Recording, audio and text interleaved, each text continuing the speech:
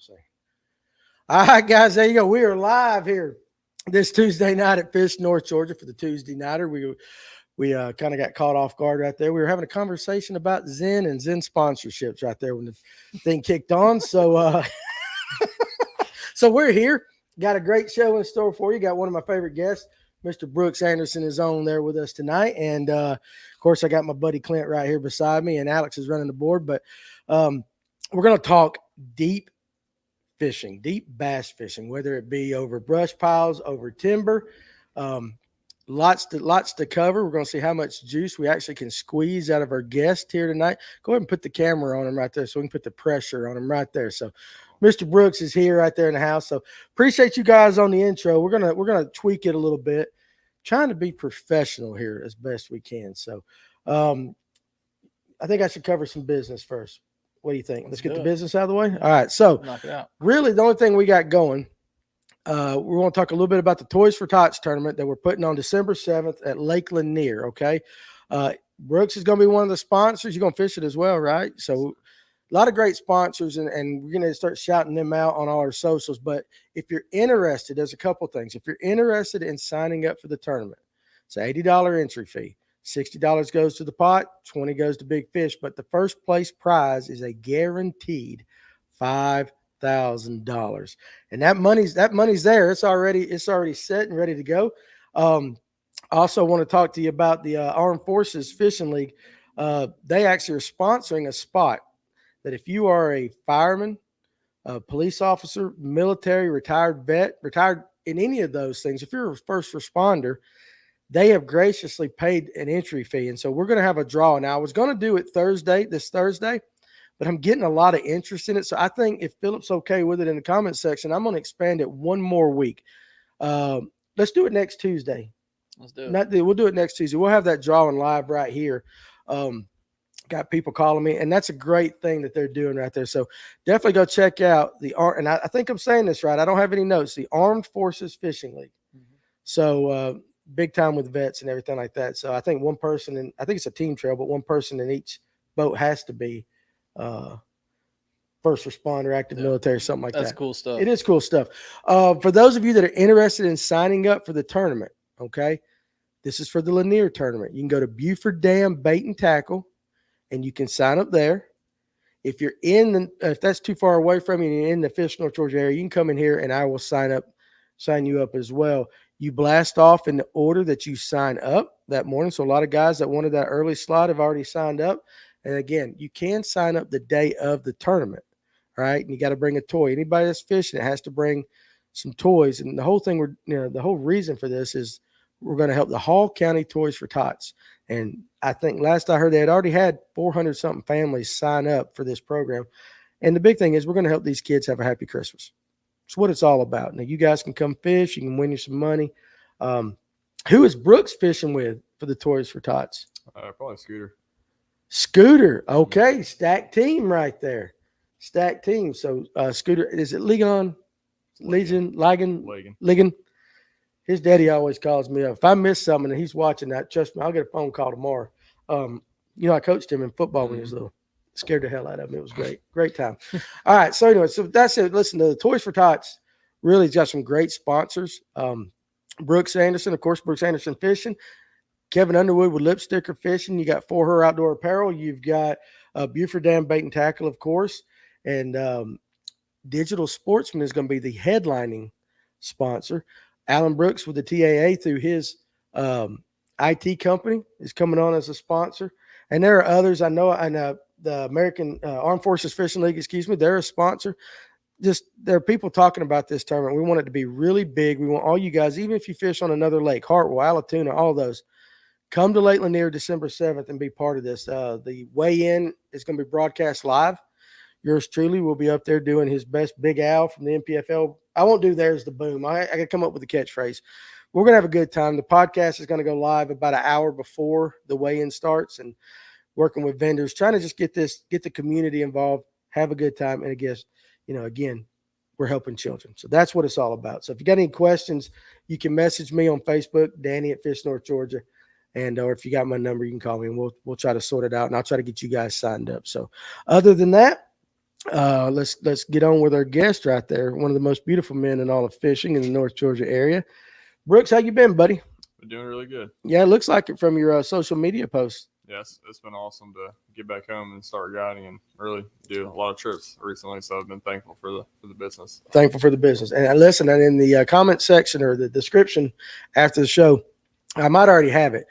I got your website. That's the best place for them to book. Definitely. Yeah, I've already got it put in there. So after the show, go to the description, click on the link, goes to Brooks' page, and book a trip with him. Anything special they need to know about if they want to book a trip with you before we get talking? Not really. Just send me a message on there, and we'll go from You there. do half day and full day? I do 4, 6, and 8 hours. 4, 6, and 8 hours. So there you go. Thank you to Max Heaton Fishing. So the AFFL is a great tournament trail. And that's pretty cool. We see Ryan Hanks is in the house. All you guys. So listen. All right. So here's what we're going to talk about tonight. Deep water fishing, bass fishing, whether it's on Lake Lanier, I guess you can do it on Chattooga, Notley, all of these lakes. If you got questions that you want Brooks to answer specifically, I mean, I don't care how juicy it is, specifically. He might. But let's try to pull the juice out. Is DA, is that Dylan? Yeah, he's just. I thought Dylan that. Do you offer an Emmanuel alumni discount? Hell, I charge you guys double. And that's what I would do if I was you right there. So appreciate you watching us tonight, kid. He had a hell of an accomplishment, didn't he? Oh, yeah. Like, seriously, like I was in here just rooting my ass off for him. And it was awesome. And his partner, his dad, called me the night before the final day. He's like, "What are you doing tomorrow?" And he came pick me up, and we rode up there. You were there? Yeah, it was awesome. Well, better That's you awesome. than me. You couldn't find him. They lost track of him. Yeah. On the live it thing. was bad for Dude, I was like, I was stressed. texting his dad, like, where the hell is he at? You know? Yeah. Not that I didn't like the other kid. Yeah. You know, he's a great fisherman. Yeah, but your team's your team. That's what I'm saying. Like, You know? I didn't want to stare at his ass all day. Yeah. If I was going to stare at anybody's ass, it had to be Dylan's that Yeah. day. You know what I mean? So, anyway, Robert Ray, we got our first question. What are you laughing I at? don't know. Huh? If I got to stare at anybody's ass, it's Dylan's. Got to stare. He ain't really got much of a butt. No. I know some of you guys that are out of state, and you're like, who in the heck are you listening to this on Spotify or iTunes later on? You're like, who are these kids? Just trust me. You, Emil, Paul, Dylan, all of y'all could use a little work on your backside. You're kind of skinny. I mean, yeah, we fish a lot. You fish a lot. You need to kind of slow down and expand it a little bit. Right. The chicks dig that. Old dad Big, bod. healthy, big dad bod is in. That's exactly right. So Robert Ray wants to know anything on Lake Sinclair for the fall. And, of course, Clint, Alex, if y'all got anything to add to these questions, jump right in there. But we'll start off with you, Brooks. Yeah, so Robert, he's a kid that is actually my pastor's son. I've got a mentor. He's getting into high school fishing. Definitely some really cool stuff coming up on Sinclair. I'm sure there's a Berries tournament trail that usually draws some pretty good boats, and then usually there's 1 or 2 high school trails that show up there. But Sinclair's a cool place right now with the high drill, and it's got some awesome fishing in the fall for sure. But now when you say high drill, we ain't talking Gunnersville grass or not, are we? I mean, is it that bad? I mean, it's pretty predominant right now. Really? Mhm. Good Lord, I'm glad we didn't go down there. So best of luck to you down there. Let's see. Philip Hunt, right up there. Go up a couple. Down one, down. There you go, baby. Towards the end of November on Hartwell, what are you throwing and where? End of November, I kind of really like to throw a shaky head and a jig a lot out there. Just kind of side of shoals, secondary points, kind of mouth of ditches, all that. I kind of move away from the brush and herring style fishing and kind of transition to some of those, I guess you could say, bottom eaters. But I got you. So Alan, okay. So let's see what Cody Campbell. We'll get to the topic here soon. But you guys are throwing the questions. I love it. Any advice for Hartwell? Hartwell must be coming up on a lot of people's schedule, right? Yeah. So all right, we're talking about Hartwell tonight. yeah. Any advice for Hartwell in the early November timeframe? I was thinking about staying shallow with my confidence, which would be interesting to know what your confidence is, but I'm not sure that if it's the way to be competitive there. So first of all, what's your confidence bait? Confidence bait. Confidence. What's your, like Year round. like right now? Probably a fluke. Fluke. What's yours? Probably a jig. Jig. All right, Alex. You Shaky head. shaky head. Okay, so you're up a little bit, and you two guys are dragging the bottom or swimming a little bit. Okay. How do you what do you think about Hartwell right now? I know you kind of just answered kind of that, throwing a shaky head. Hartwell's in a kind of transition period right now. You can do a little bit of everything, but definitely Hartwell more so than Lanier. You can always really be competitive shallow if that is your strong suit. I would definitely advise doing that because there's a lot of largemouth that can play on that lake. Yeah. All right. So Alan posted this when I did this social on the Fish North Georgia group page. He put this question in there. I said, we will make sure. I actually had it written down. Oh yeah. To do that. So how do you trigger the fish into biting after they chase your bait, other than reeling your bait past the fish really fast when you see them on forward-facing sonar? So there's a lot that goes into actually triggering those fish to bite right now. I think it's a really difficult time of the year because it's late in the season. They've been seeing a lot of topwaters and flukes all summer, all fall. So those fish are definitely a lot wiser, in my opinions, there. So definitely kind of getting off the beaten path and finding some of those schools that aren't being casted over can be a really good thing to get those fish to react. But the biggest thing I would tell him right now would be your timing of those spots. If you know there's a big school there and they're not firing and they're just following it, maybe hit that spot 2, 3, 4 times throughout that day to try to capitalize on those fish, because a lot of the times they're not in a feeding window right now, and you'll find yourself with 30 or 45 minutes of that day that can be really productive. And that's true. What about you? For sure. Same question. Well, you gotta think, like, this time of year, these fish are feeding up. They're eating bait. They're out there just munching and chewing. But when you're eating all day, you're not actually eating all day, right? You got big gaps and periods, so you can pull up on fish and they'll follow it, but they've been gorging on herring all day. So like the biggest thing is just like finding those active fish. That's one thing I've learned a lot. And like I'm bad for soaking an area. Like everybody makes fun of me, but like it's hard to do that right now because like if you pull up on a school that's not active, then you can soak it all day. The fish are there and they're just not biting. But the next creek over, they're hammering. Yeah. I've got an electric only tournament on Allatoona that's coming up weekend. Yeah, I know, right? We cannot run and gun like you guys can. Not at the speed you guys do. So let's maybe some advice. I guess I'd be running and gunning rods then at that point. So that's what I was going to say. So for those that can't run and gun, changing the baits, I mean, what would you do? So if I didn't have, say, a bass boat or something that's kind of limited to an area, I would actually try to find maybe a couple shoals, a couple points, a couple brush piles, whatever it is in a specific area and kind of rotate those throughout the day. And that's often what I do in tournaments. A little bit larger scale, I may pick a creek arm and find 15 or 20 spots and kind of hopscotch around those, hitting them multiple times. But definitely if you can get in a productive area with bait, fish that they do feed periodically throughout the day, and just kind of time it around that area, you could be really successful with a lot of those techniques that we talk about. Yeah, that makes sense. Go to the top.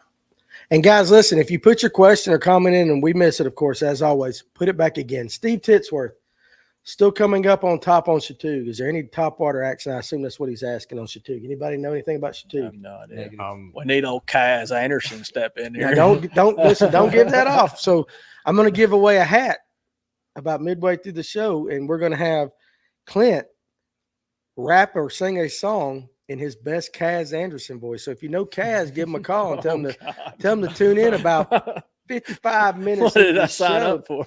And we're going to see who is the real Kaz Anderson right there. And also, too, listen, guys, in the comment section, if you're on the Chattooga area and you know the answer to that question, by all means, answer it in the comment section for Steve right there. Ralph Young, with the turnover in full force, what adjustments do you make on herring lakes? Okay, so is it in full force on Lanier? Yes. In some places? I wouldn't say full force is definitely predominant. Like it's happening for a large majority of the lake, but there are still areas that are clear. And I recently put out a video on YouTube kind of breaking down how I approach it. And what I like to do is trying to search for the clearest water that I can find and still call those fish up. But when I am in those areas that have a little bit more stain, kind of that brownish water with the bubbles, I will kind of shift my approaches to the bottom with a jig, worm, crankbait, spinnerbait, something that's going to move a little bit of water. But you can really do whatever you want in the sense you can run around and find turnover water, slightly turnover water, and then clear water right now. But as it progresses, then it will affect all areas. Yeah, that totally makes sense to me. Just find the clear water and fish. Yeah, for my style. That's right. All right, so Dylan, What's the absolute deepest bass you have ever caught? And that's going to be an answer. I want all three of you guys to answer that. We'll start with you. Deepest bass you've ever caught. It's going to be around 70, 75 feet. Where is that? What lake? Winter. Lanier? Mm. What time of year? This is winter. Wintertime. That makes sense in the wintertime. Yeah. What about you? Caught one in 94 on Lake Norman in the wintertime on a spoon on 2D, dropping down. Oh, 2D. Yeah. You old Dodger, you right there. All right. What about you? So, Kayak guy. This will yeah. be interesting. Probably 30 feet. 30 feet? It's a Yeah. different world on that kayak, Oh, ain't it?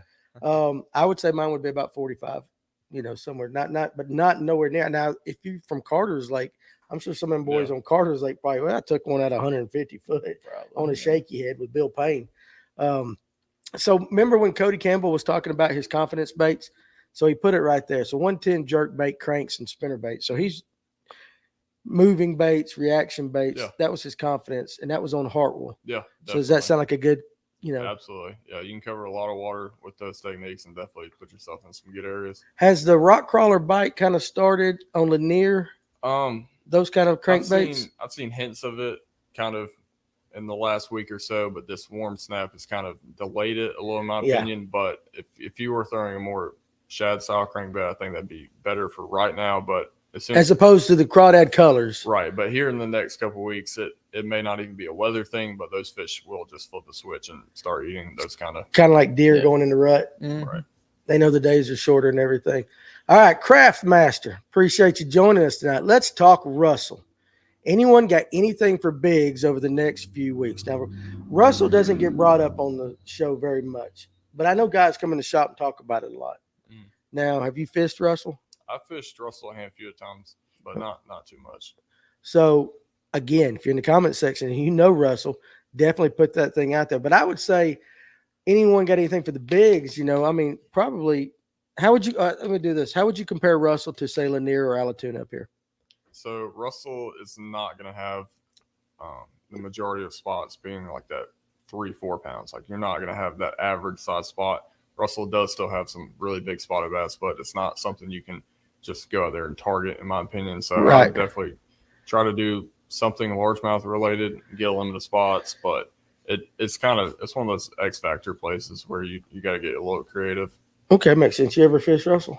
Yeah, I fished it with Bryant Smith in the spring. It was pretty cool. Never what was your opinion of the lake?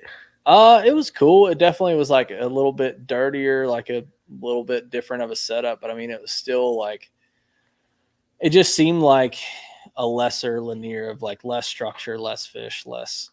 Everything was just like not as abundant. The bait was kind of spread out. What is the predominant bait in Russell? Bluegill. I'm sure I'd say threadfin, but it don't have herring, does it? I think it does. Yeah. I think it does. It doesn't get talked about very much for herring lake. Yeah. No, it definitely actually does have herring. Yeah, I'm pretty sure it's a herring. Okay, well, that makes sense. Eric Richards, glad to see you today. Does it seem smaller baits or bigger baits work better for those fish that don't want to bite? So when you're trying to trigger those non-active fish, you go smaller or bigger? I don't really lean towards bigger baits out here. I just throw the consistent kind of mid-range style, and I'm more of a timing guy with those fish that are not willing to bite. Yeah. What about you? Well, definitely in the fall you have that to where some of the fish are eating bait that big, and then some of them are eating your bluegill, your gizzards, your bigger herring, like things like that. So like it is a matter of sometimes it's not one or the other, and that can change within the hour, I feel like. So this fall is like one of my favorite times to throw a glide bait, like throwing a clutch darter or like a boss or something like that, something a little bit bigger target in that. Like Lanier doesn't have a whole lot of giant gizzards like a lot of other places do, but like you can still kind of target that bigger bite. But like you're going to have a guy go out and catch 20 pounds of spots, and you're going to have, if I went and threw glide bait all day, I might catch like 2 good largemouth. Yeah. So it's like definitely a tough bite to be able to go out there and win a tournament with. But if you're out there fun fishing, it's definitely. I had deja vu right there.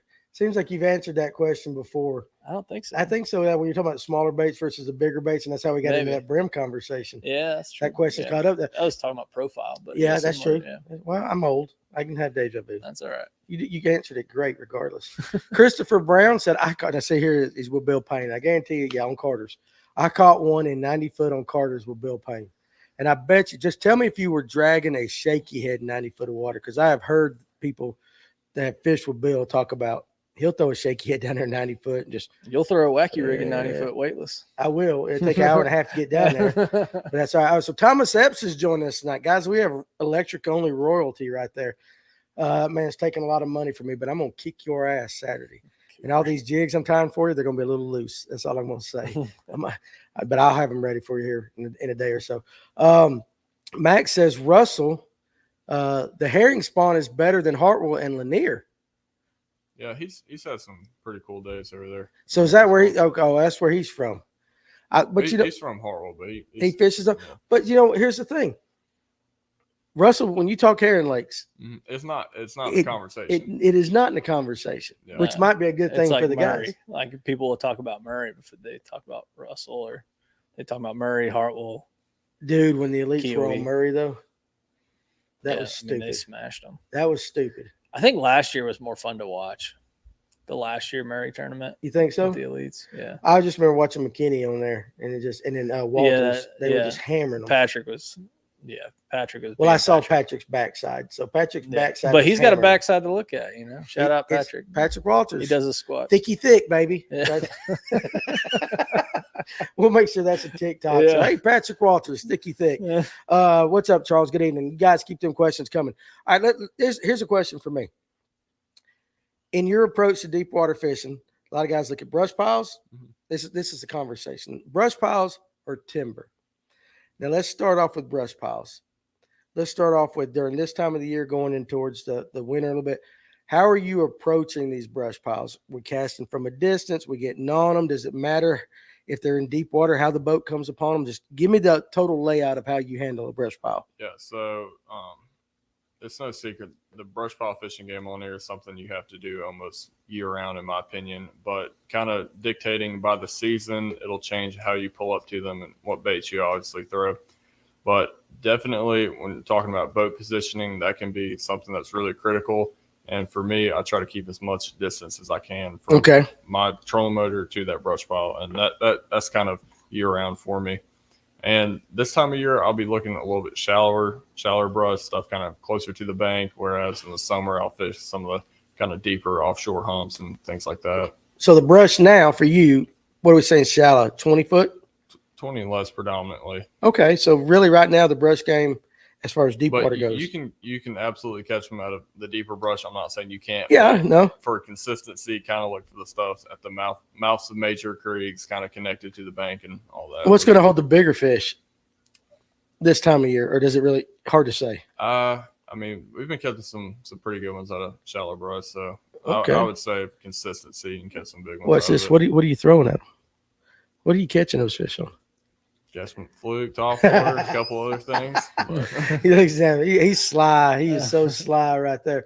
But I'm gonna get to Michael's question. Keep it up. But going based upon what you said, 7-8 years ago, guys are fishing brush piles by getting right on top of them and dropping down with 2D. So this is, I would say, an adjustment that's been made because of forward facing sonar. Absolutely. You have so many guys out there using it, and these fish.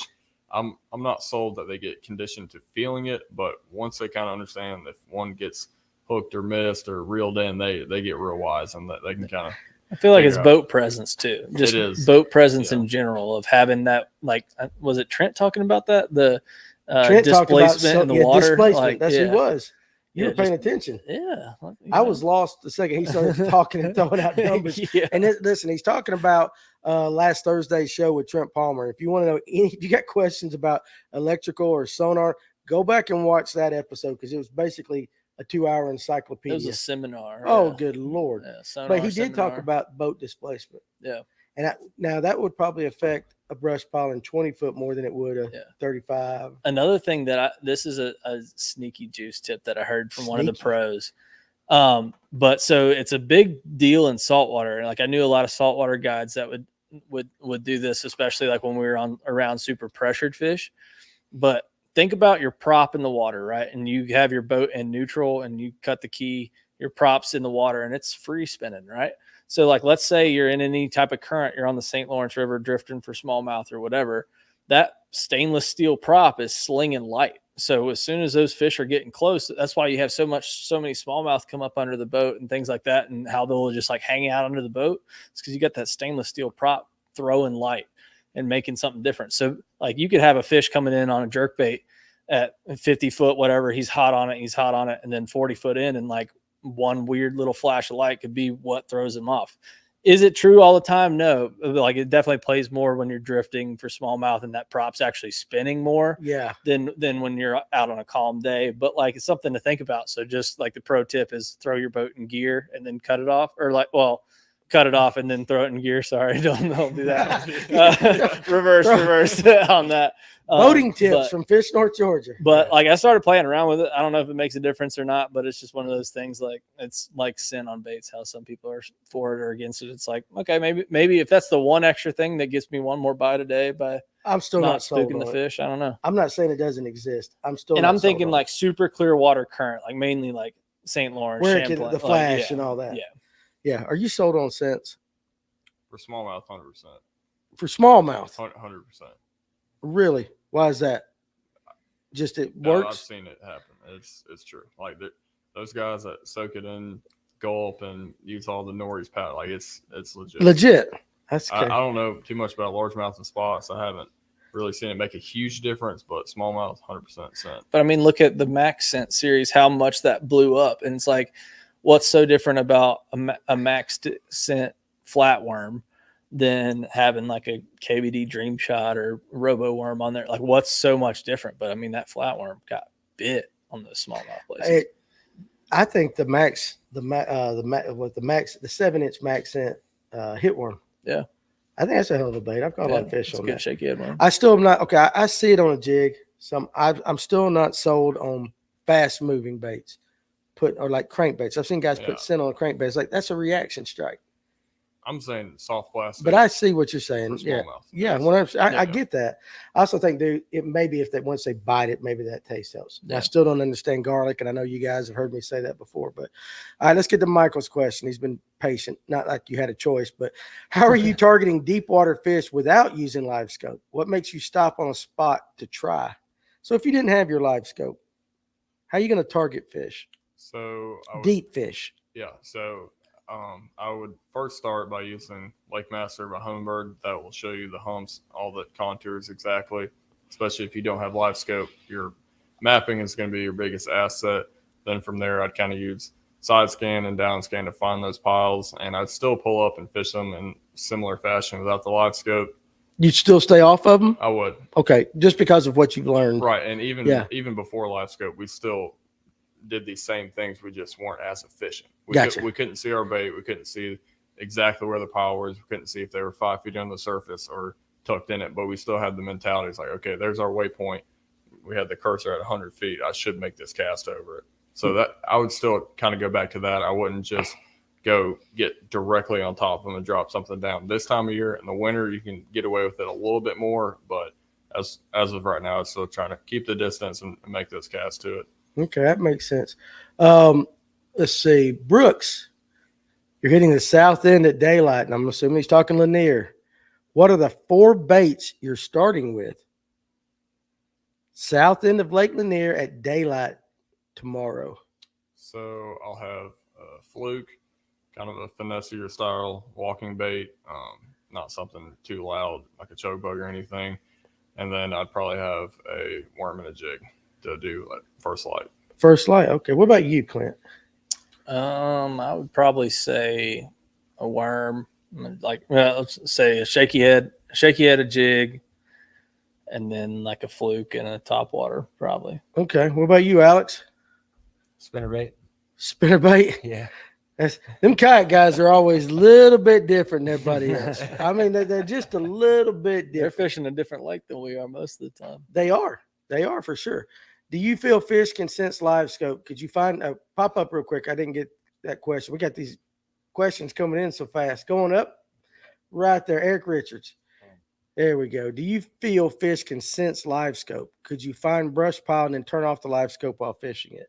Could you find them on a brush pile with probably the way I needed to You say can that. definitely stop transmitting, but Yeah, I wouldn't turn off the live scope per se, but kind of what Clint touched on earlier, I think boat presence is more than anything. I mean, I'm sure some fish will feel the pinging of the transducer, but more so when you're kind of encroaching on that spot, that's when I feel like they'll come to it. another thing I thought of too, like you think about like when a fish follows a bait on live scope and they get to that 50, 40, 30 and they're closing in and then they bail, right? Like you think about how big of a factor boat positioning is. I was on the water last week filming drone footage and I was looking straight down, like trying to get a topwater eat or whatever. And I was looking straight down. It was like in the afternoon and I was looking straight down. And so I see the boat and then 30 feet past that boat, I see his shadow. So the shadow of the power poles, the boat, and then I see the shadow of the angler on the water 30 feet out. So it looked like a pirate ship, like just from the way the sun was casting that shadow. But think that's a random shadow cast out 30 foot in front of your boat. So like if you're positioned 180 degrees the other way and fishing for those fish, or however, just like that's another thing to consider when you're thinking about lining up, like where's the sun at? Because that also, the sun determines the bait. Like herring are super dependent on the sun. So like thinking about your boat positioning, where that sun's at, and then trying to put all the variables in your favor. You know who you sound like right there? A trout angler. Because a fly fisherman and all that, shadows. Cast a shadow, that fish. They talk about shadows a lot. You don't hear it talk so much, in the bass world, but that makes sense. But I never thought about it until looking down at that drone footage and seeing a 30-foot shadow coming off the front of the boat. Yeah, that makes sense. So Callaway 16 fishing right there. How much does Brooke charge for his live scope settings? That's one of my buddies at Georgia College. He's just messing around. Is he? How much would you charge for Fish your live tips, scope? baby. That's settings. a guide trip, and that's something I included with it. Book a trip, dude. So what's his name? Callaway. His name is Callaway? Mhm. What's his last name, or is that his first name? Robinson. Callaway Robinson. That's a hell of a name right there, though. We appreciate you joining us tonight. You bring out all your buddies when you come on right there. So, Tony, what's up, Tony? Hope you're doing well tonight. Deep Clear Lake, spot schooling on bait fish in the middle of the river channel, parentheses, bend, 100-foot deep at creek mouth, no structure changes, no cover. How are you maximizing time and catches, or is it even worth it? That's a lot of info right there, Tony. He lays it out pretty good. Tony, specific. he's a smart fella. Oh, yeah. He's a smart fella. Yeah. For somebody that lives in South Georgia, he's pretty smart.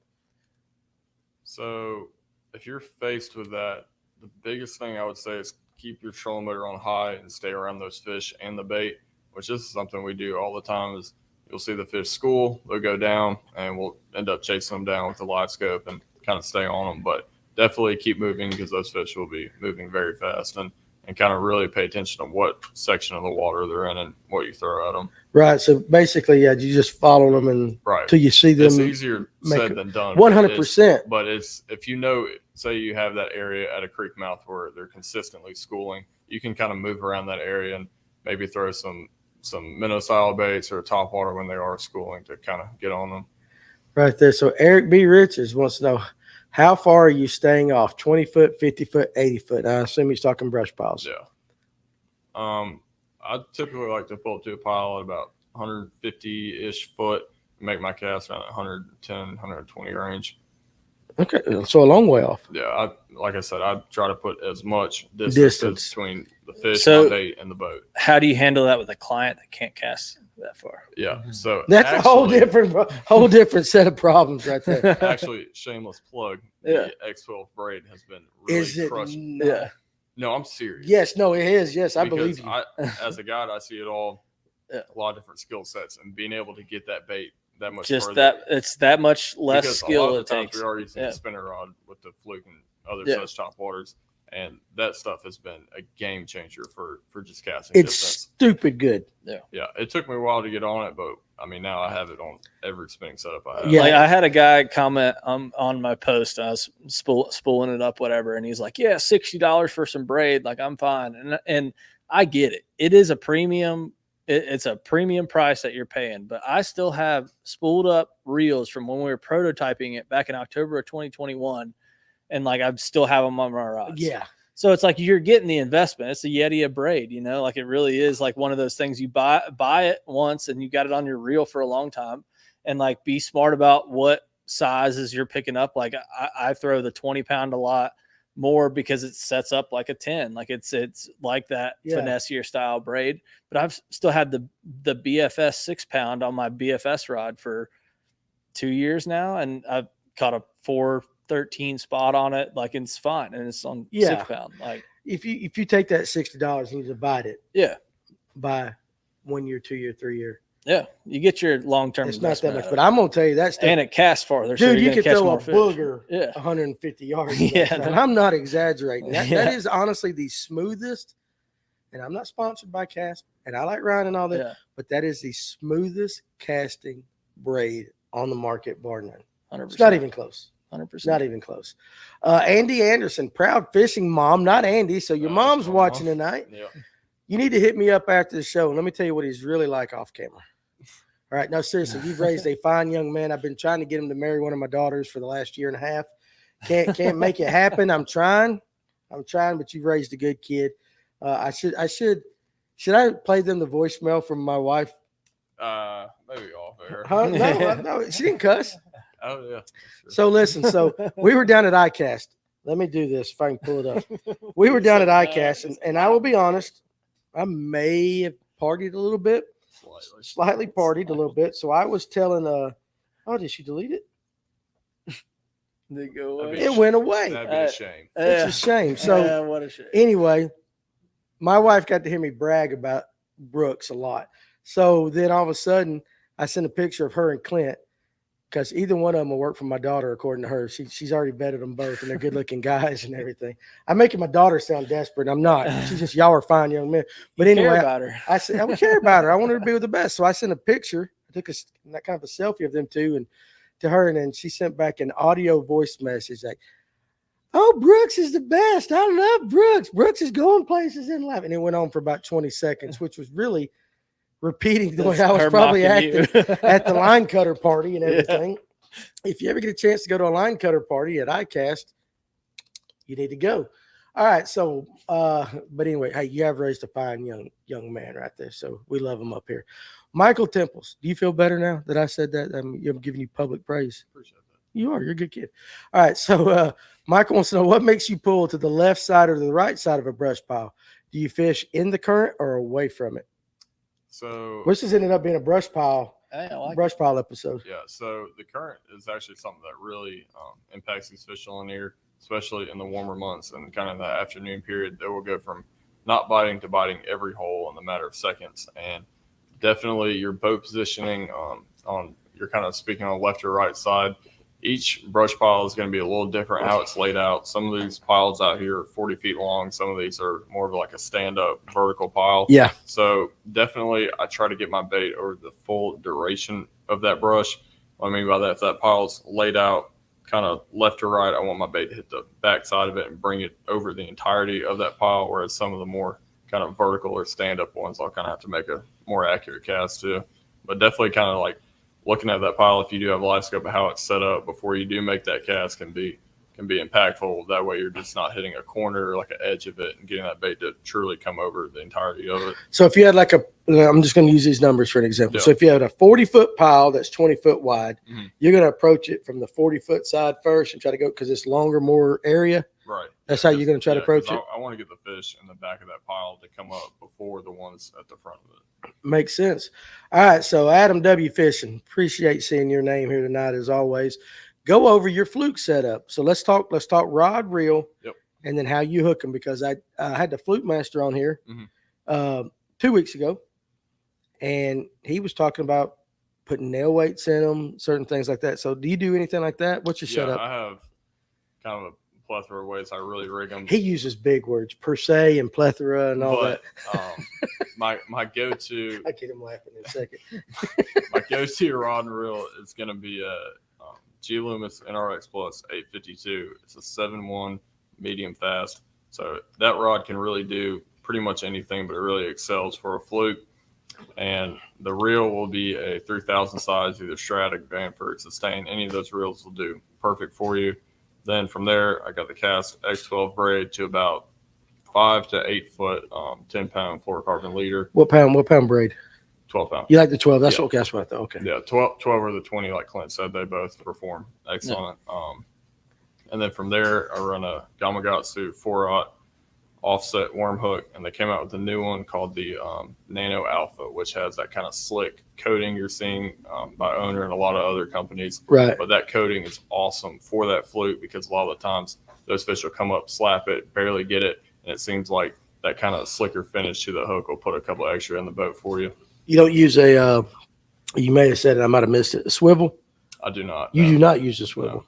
You don't have no problem with line twist or none of that. Not with the braid to the Not with the leader. braid to the leader. But sometimes I will throw it on a bait caster, but I still don't do the swivel.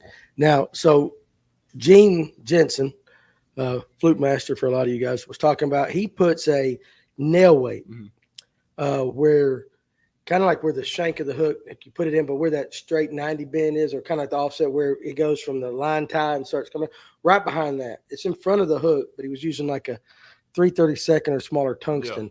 And he was saying the reason he does that is so that when you're doing this and you get that final pull, it goes up and it will actually make that flute kind of suspend for a second. Yep. You ever mess with anything like that? Yeah, I do nail weights and kind of put some weight on the hooks and a couple other things, but it's really day-to-day based. Sometimes they want that fluke burned. Sometimes, like you said, they want it to actually almost stall out in front of them. Yeah. And then kind of like that cat and mouse thing. That's what we do a lot. But definitely it's more day-to-day based on a herring lake. Like I said, if you get a cloudy, windy day, a lot of times it hits the water, they're coming up to it. Whereas if you got a week like we do right now where it's just sunny, consistent, not a lot of wind, you're Right. going to have to get creative with some weighting to get those fish to still come up. Just something different. Something different. So, Adam, I hope that answered your question right there. Max Eaton wants to know Ortman versus Dylan, one-on-one. Who's winning that one? Dylan is taking home the cake. Who's Ortman? Ortman's another, it's a junior on our team. Oh, okay. All right. So, he's a young kid. Yeah, Dylan's got him. Though. Dylan's got him. Ortman. If Dylan can keep from falling off the boat. Yeah, Dylan's. Did you see that? A little clumsy of a fella. That was funny Yeah. as all get-go. Did you know I'm going to ask you this. Did you know the rule, though, that you have to be back in the boat? Yeah. Did so you know that? I did know Okay. that just per Bassmaster, but I was happy that fish wasn't impactful to his day because that would have really been bad if he swung it in there. swung it in there. The boat. I did not know that rule. Mhm. Did you know that rule? I didn't know. Yeah, got to get back Yeah. in the boat to land the fish. And then Yeah. and it wasn't even a keeper. But hey, listen, it's a hell of a job him keeping the rod up, fighting the That may have fish. been the best It one-on-one made a great pull-up I've video. seen. It was Yeah. not. He did. Yeah. It was funny. All right. So, and he also, Callaway also 16 wants to know how long before Andy Anderson takes Kevin Hunt's job. What's he talking about? Yeah. So Andy, my dad. Your dad? Yeah, he's like a logistical genius. When it He comes to is. planning and everything. And Kevin Hunt's the tournament director for MLF, so he's just. Oh, okay. I got you. Makes sense. All right. Scroll on down there for me. Oh, let's see. Nope. You're on it. I'm sorry. My bad there, Alex. Not trying to tell you how to do your job back there. Guys, we got about 15 minutes until Clint does his best Kaz Anderson singing impersonation. What And we're going to give song are away we a gonna hat. do? Oh, you wait till you get the song I got picked out for you, baby. It's going to be good. So again, like I said, if you're friends with Kaz, you might want to get him on and watch this. So I heard one of the older guys talk about when he cast to a fish, he turns the transducer beam away from the fish. You ever do anything like that? I've seen a lot of people do that and tell me about it. I haven't seen it make a world of a difference, but I could be. You wrong never on seen that. anybody do it in person? I've seen people I fish with do it, but it's not something I'm gonna do. I'm gonna keep it on and see how they're reacting to my bait. So, Makes sense. Makes sense right there. Let's go. Cody Campbell is back with another question. Is there a certain area in lakes like Lanier and Hartwell where largemouth are more prevalent? Rivers. I'd imagine the herring lake set up different from the lakes I fish here from West Point down. Now, okay, so he's on West Point. Didn't they just drain the hell out of West Point? Wasn't West Point down like something crazy? Did they just fix it? Is it starting to come back up? I saw a picture of West Point. Now, I lived in LaGrange for about a year and a half, 2 years when I was younger, but I was kindergarten. So my only memories of fishing down there were going to the back of the dam and catfishing. Off they used to have these walkways or something, I assume. So that's it. So I don't know much about West Point now other than what I hear. So what do you think about that? Like Lanier and Hartwell, and all you guys, especially you kayak guys, because I know you fish shallow and all that. If you're going to target a largemouth tomorrow, All you can catch is largemouth on Lanier. Where are you going? And the same answer for Hartwell. Yeah, so I'm gonna speak on Lanier first. Kind of that middle of September throughout October, you actually see the largemouth get in the schools of spotted bass. So if I was actually going to target largemouth right now, I would still take a herring style approach to catch them, but I'd look a little bit shallower for those schools in 10 to 15 feet on the shoals, not necessarily too much on like brush, but just kind of transitional areas in the creek where those fish are staged and schooled up. But largemouth or Hartwell's kind of just an X factor because when you're fishing out there, you can throw it there with a topwater fluke and have a 50-50 shot at catching a spot or a lip. So definitely you can go shallow on both those places and catch them, but you can also catch them all the ways we're discussing right now. Okay, that makes sense. What about you, Clint? Like if you got to go to Mar, And catch a large jaw. large jaw on Lanier. I mean, I think he's spot on. I would Really? target that like 10 to 15. Like You target the herring stuff too? Yeah, I mean, I'd be doing herring stuff. I mean, or I mean, you can always go up shallow and throw something around, but it's just such a hit or miss. Like it's like, I mean, if I had to go up shallow, I'd be throwing like a spinner bait or a jig up shallow and just try to like focus on that isolated cover that they might be, or look for wolf packers going down the bank. Like that's another thing. Put the trolling motor on 10 and run down the bank in a couple of creeks and see if you can. That's more of the traditional way. Yeah. So I think these herring chasers, what should I say, sort of pelagic? They become pelagic with the spots chasing the herring. Yeah, especially in the fall. And I've had a lot of trips this past week where one guy will throw in there to catch a spot, and another guy will make a follow-up cast, catch a largemouth. And that's something that a lot of these schools, there's some really big largemouth mixing in. And that's a relatively new phenomenon. Yeah. They do it on Latham. You know, now it used to be all these little small spots. They put the bluebacks in there, and there's two types of largemouth on Latham. Those that sit on the log like the largemouth's supposed to tradition, and those are out there, they're chasing. And it is something new. Now, all right, Yaxter back there. You got to go. So, you got a kayak tournament tomorrow, and you got to go catch one largemouth on Lake Lanier, 20-plus inches. Where are you going? I'm going to go shallow. Yeah. The isolated structure, and I'm going to throw a jig. Throwing a jig. You keep it simple. Yeah. Spinnerbait, jig. Yeah. Simple man. I like that. Shaky head. But like they said too, man, they school up with the spots. I've caught them chasing a jerkbait with wolf packs before in 20 feet of water. We got to get you some light so we can show that beautiful face of yours back there. You're in the dark. I don't like it. All right. So I hope that answered your question. My guess would have been, there we go. Put it back on you. Let me see if that makes a difference. There you go. That's better. There's his ugly ass mug right there. All right. So Callaway 16 fishing. He's back. He is back. He's a fanboy. When and where can I buy Brooks Anderson fishing merch? It's coming slowly, I guess. It's something I hand out to clients. Yeah, I mean, I got a koozie. I got the koozie. Yeah, they got a koozie down there. I got the what I think is like an OG kind of hat. I ain't got the one with the cool B like that, the leather patch, man. So I can't represent you unless I got the new stuff. You know what I mean? So I want a new hat too. There, Max Eaton Fishing. All right, are we caught up on the? We got more comments down there. Let's see. All right, Brooks. Speaking of fish tips, all right, and that's a whole different thing. And for you that don't know, Fish Tips is where you can go on. It's an app that you can go on. Guys are offering up fishing advice that you might not have time to take a fishing trip, guide trip with them. So they're giving you information that you can pay for. I think it's pretty cool. I'm all about capitalism. Make that money, baby. Speaking of Fish Tips, for your monthly subscription, how in depth are you with with your info, or is it just videos? Yeah, so I go pretty in depth with locations, techniques, patterns, everything we're doing on both my report style and the subscription base. The subscription based one is going to be once every 2 weeks, where I'm kind of talking, I wouldn't say broad overviews, but these areas of the lakes, these kind of techniques, and kind of discussing how I'd go about doing it. But it's an awesome platform for the guys that work Monday through Friday, and they can't come out with me on an actual guide trip. They're taking their kids out. They want to be efficient when they do hit the water, and it gives them a really good starting place and some good locations and baits to just put some fish in the boat and have a good day. Yeah. I will say this about Fish Tips, and it's dependent on the person. You know, a lot of different guys put information on the platform. You got to build up some trust with the guy. I've seen a few of the ads and all that, and for the most part, they're legit. I think it's actually better than some of the other subscriptions that you can get in the area. That's just my opinion. But it's legit. It's legit. But again, it's the guy who's putting it on there. You got to build that relationship and that trust. Cast fishing, we make stuff. We just make stuff we want to use to make our day on the water better. X12 is something we are super, super proud of. Well, good. So, we're proud of it too. And so for a nominal $195 an episode, I'll talk about it every single episode there, Ryan. That's what our Social Blue Book says it costs right there. So you got $195 value. Social Blue Book. That's a real He thing, done right? Kelly Blue Booked on that braid, son. Seriously, Social Blue Book tells us our values, baby. Now, what's the best time to throw a scrounger on in there? Now, listen, don't you laugh, though, because we weren't getting bit one time, and I went on Allatoona, and I pulled out a scrounger in the middle of the summertime and was popping it off of rocks, off of these points.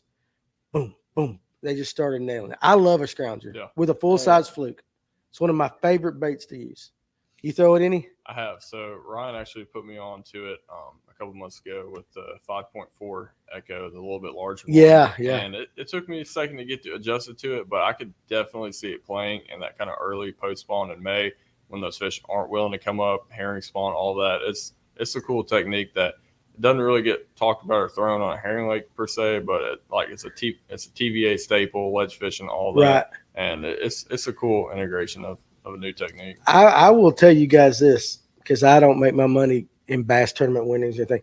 Latham Reservoir, scrounger, it's money. I'm telling you, you can catch some fish on a scrounger. And I've thrown it on Lanier a few times. Rocky Points, I've caught them in the summertime doing it too. The fish got to be in the mood. But that little wobble of that scrounger head, I can see that on the Echo. Yeah. I can see how it just gives that little subtle. You got a rattle in there too. Subtle bite me, baby. If you want it, That's what they should name it. The bite me, baby.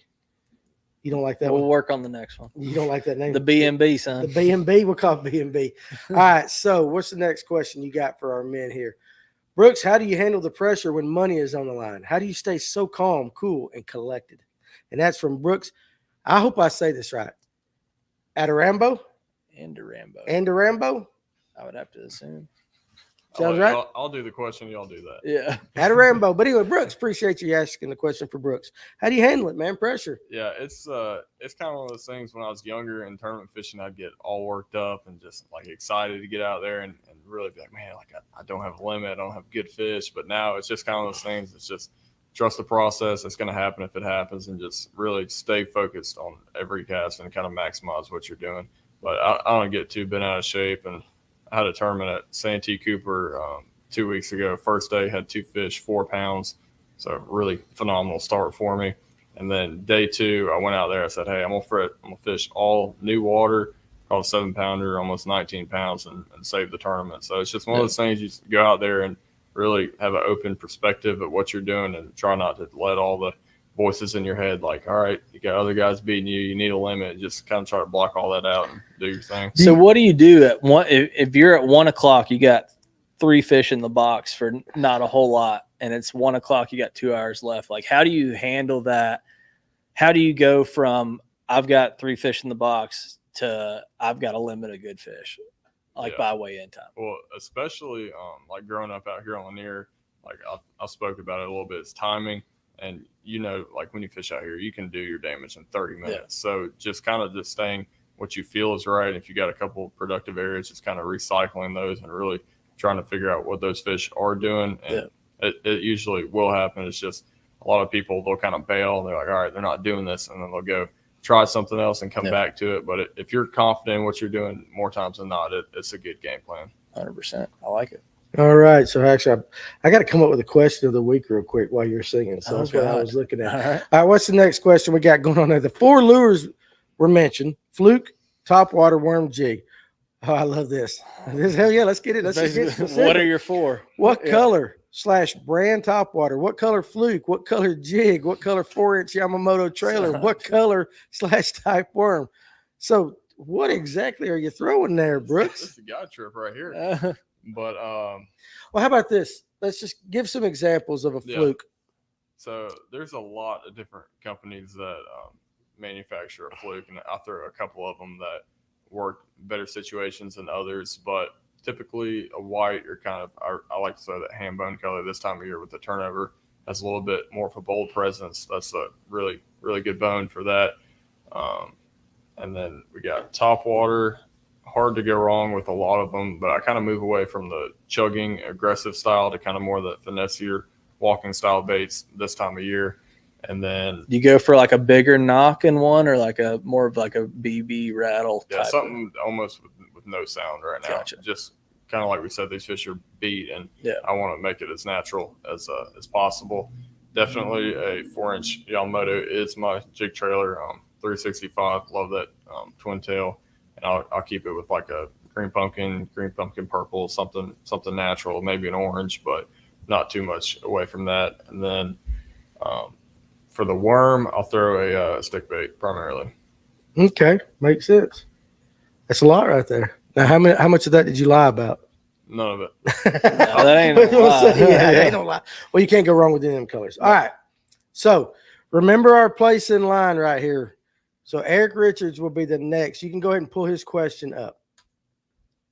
All right. So we're going to get to that question next. But now it's time for I don't even know how we're going to call this, because when Kevin did it, it was Senior Citizen Does Pop Song. So Yeah. we're going to call this the Kaz Anderson Karaoke. Memorial. Not Memorial. He ain't He ain't dead. dead. The impersonation. I The don't know. Kaz Anderson impersonating question of the week. So anyway, here's what I got. All right, so I got a question, and I'm going to give these lyrics of this song to Clint, and he's going to sing it. Say something about Kaz. If you know Kaz Anderson, listeners, now you've already vetted this. This is dead on. That's spot on. Just say hello, everybody, in Kaz Anderson's voice.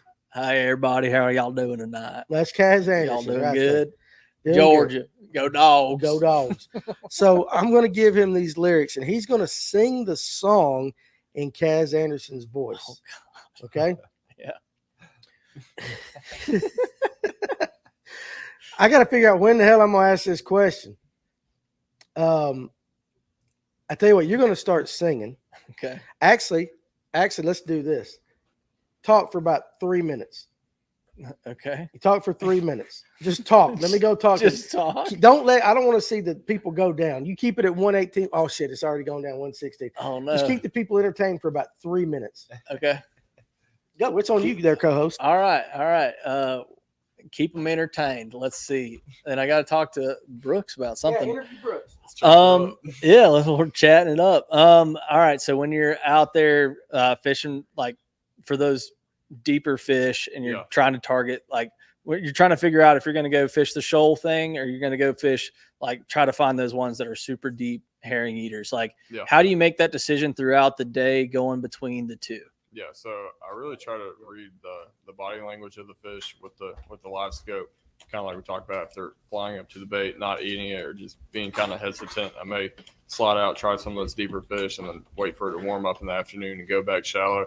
But definitely, like, paying attention to how those fish are reacting to your bait on live scope has been something to kind of clue me in for sure. For sure. Good Lord, look what I I found. like it. Oh God. Do I have to drink that after? No, I don't know. That's enough for like 5 of us. All right, so here's what we're going to do. All right. So I have given Alex the question. At some point during this song that Clint's going to be singing, I'm going to raise my hand to Alex, and he's going to put it in the comment section. The first person that answers, I'm going to send you a Fish North Georgia hat. Give me that. Can you hand me that red, white, and blue one right there? You got longer arms than me. There you go. I'll dinosaur that thing. So I'm going to send you this. The first one to get it right. It's in Brooks Anderson red too. It is, but I'm not going to raise my hand until I'm thoroughly satisfied that Kaz Anderson is singing this song correctly. Oh, God. Close your eyes, Danny. Close your eyes. I don't want you to see it. Close your eyes. Oh God. All right. There you go. It is on you. Okay. Now, I want you to channel your inner Kaz, and you guys be listening and watch for the question of the night for a Fish North Georgia red, white, and blue hat, the OG style embroidered hat. All right. Are we ready? Can you do it? Have you seen it? No. All about that bass. Oh, bass. Oh, God. All right, you ready? Oh, God. Now let's go, Cass. Sing this thing for me. Oh, dude, I thought this song was all about that bass, but it's all about that bass, son. All right. Because you know I'm all about that bass, no trebles. I'm all about that bass, no trebles. I'm all about that bass, no trebles. God, there's a lot of these. All about that bass, Now get into this part right here, Cass. Yeah, it's pretty clear. I ain't no size 2, but I can shake it like I'm supposed to, because I got that boom, boom, all them boys chase and all that right junk in the right places. You know what I'm saying? I see that magazines all working in that Photoshop. Well, we know that shit ain't real. Come on now, make it stop. I know all about that Photoshop, son. If you got beauty, just raise them up, because every inch you use perfect from the bottom to the top. Yeah, my mama, she told me, don't worry about your size. She whopped woo wop. She says, boys like a little more booty to hold at night, son, than Becky's to hold at night. You know what I'm saying? She said, boys like a little more booty to that. Oh, hang on, I messed up. You're like Kevin. Because you know I'm all about that bass, no treble. I'm all about that. Dude, there's so many basses and trebles. I feel like I'm on Lanier right now. Hey, I'm bringing booty back. Go ahead and tell them skinny bitches that, nah, I'm just playing, dude. All right. Okay, we got the answer. That was awful. That was pretty rough. That was awful. Especially the bass and the bass mix up. It's hard to talk about them trebles, son. Dude, I'm skint back on that bass. You know skint back on that bass. So, all right. So the Coleman, I think let's pull it back. I want to make sure I got the right winner. You guys know Van Halen's my favorite band, so I gave you guys an easy one tonight. So it's Coleman Jones. All right, Coleman Jones, you got it. And I liked how you capitalized every bit of it right there. So what I need you to do is go on Facebook, go to Messenger, Danny Pruitt, send me your address, and I will put this hat in the mail for you tomorrow. I appreciate you guys watching. All you guys got it right. Coleman was just the fastest one. And I will tell you, here's a little secret to these questions. If you're watching on Facebook and YouTube, and both of you, so one guy's on Facebook, one guy's on YouTube, and you answer at the same time, YouTube always comes in first. So, hey, appreciate you doing that there, Kaz. And all that. How was your singing debut? That was a little rough, but it was all about that bass and them trebles, so you can't go wrong with that. I should have made you do the damn dance. Could you have done it? I don't even know the dance. I don't barely even know the song. You ain't seen that It's song, all that about video, that all bass. those big bottom girls dancing. Well, that's a way better song. Fat bottom girls. I should have made you do that one. All right, let's pull up next question. Appreciate you guys playing around. It was just a little comedy there. I was going to make Brooks sing. That's the next much worse. He's got that deep.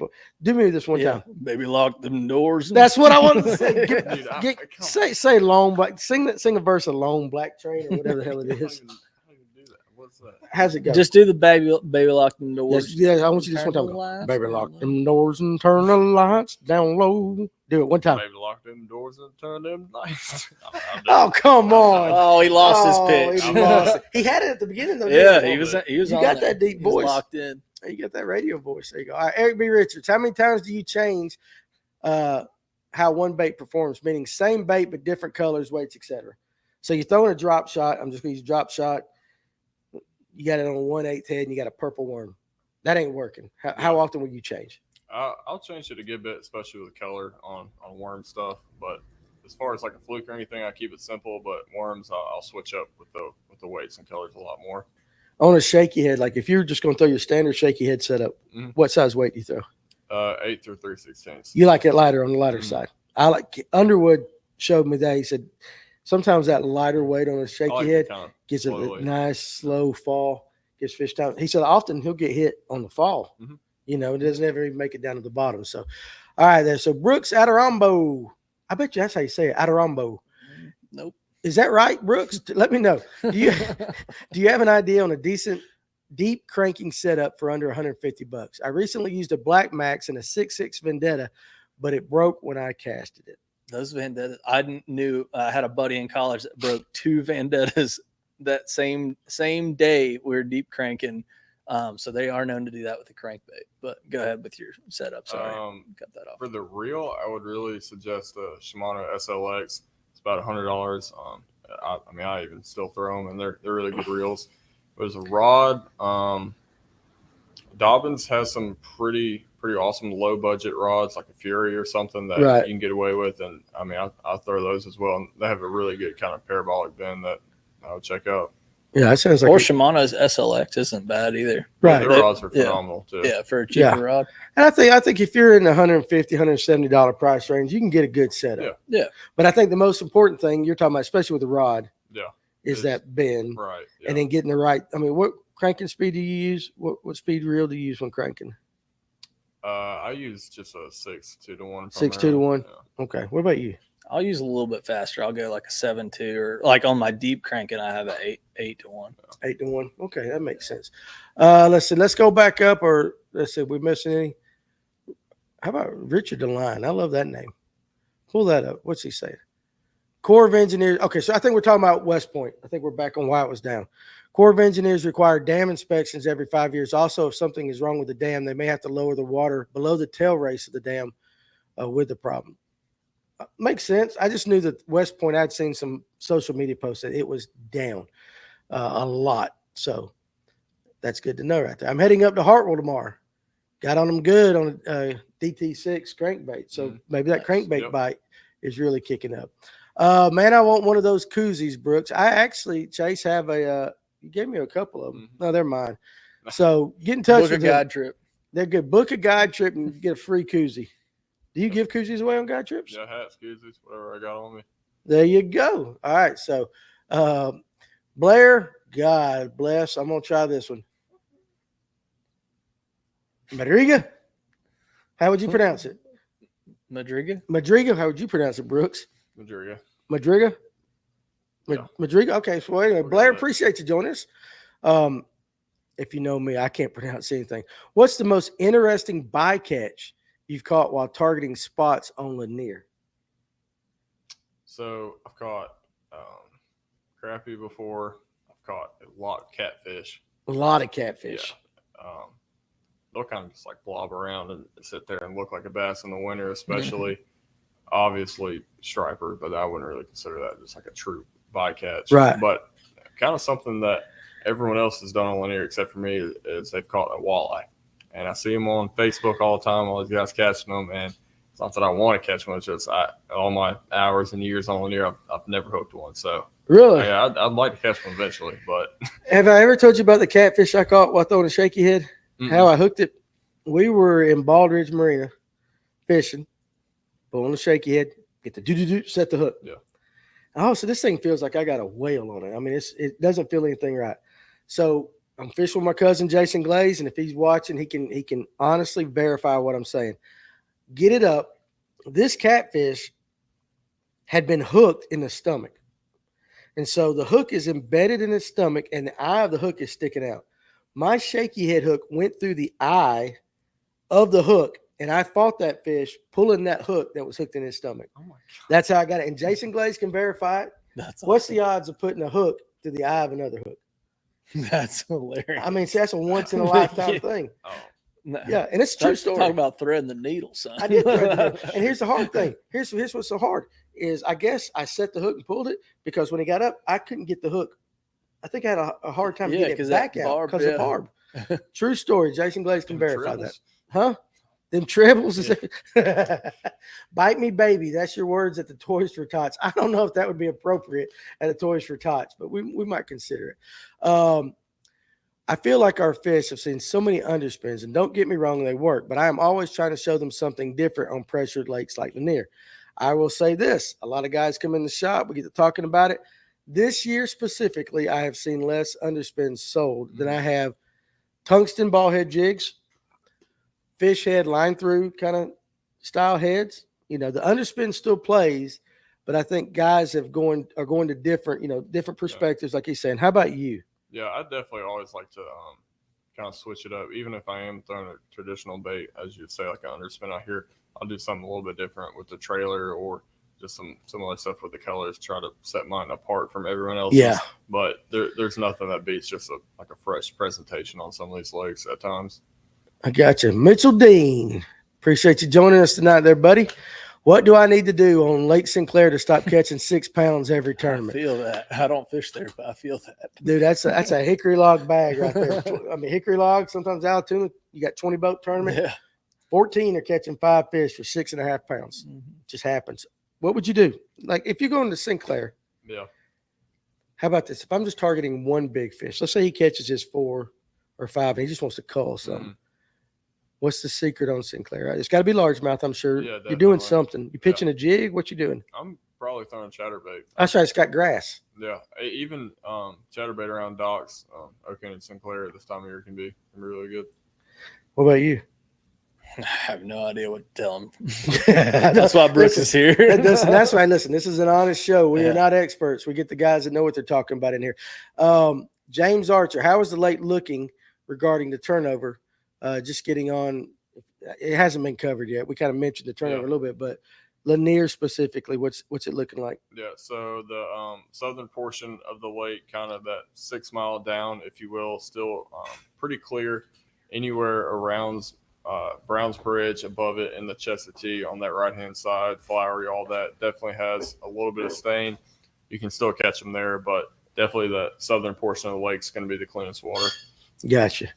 Bartenders helping us out over here. Did you read the name? Read the name of that beer. This is from Cherry Street Brewing. I saw that. First of all, I cannot drink that. I've got to Big drive ass home. can. It's a big ass can, but read the name of the beer right there in cursive.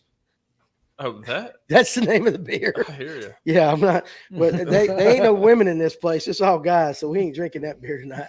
You see the name of it? Yeah. Pull up. Let's see. Go up. There was a Jake Brooks. First of all, he said that Danny guy really likes that Scrounger. I'm telling you, Scrounger's the deal right there. Is the other guy Brooks's brother? Are y'all two related? No, Huh? not that I know Not of. that you know of.